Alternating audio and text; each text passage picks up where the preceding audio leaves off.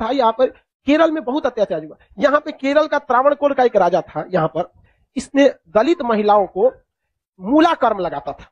Tax था मूलाकर्म।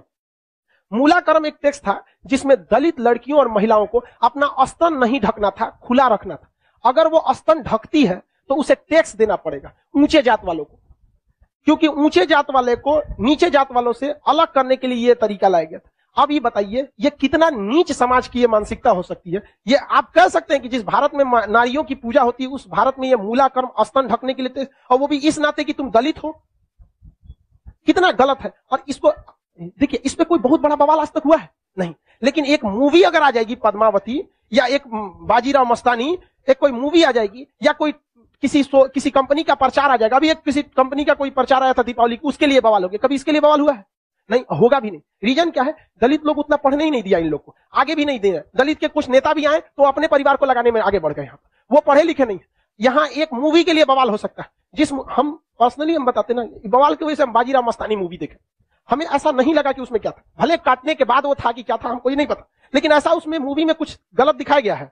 उसमें तो और बहादुरी दिखाया गया कि महिलाओं ने कि देखो भाई मरने के बाद भी हमने क्या किया है, जौहर, जो गलत था। अलाउद्दीन खिलजी, इससे नुकसान किसको था? इससे अलाउद्दीन खिलजी का वह चेहरा जो सबको नहीं पता था वो भी देख लिया लोगों ने, लेकिन उसके लिए विरोध हो सकता है। लेकिन इतना गलत चीज के लिए कभी आपने विरोध देखा? कभी नहीं आता।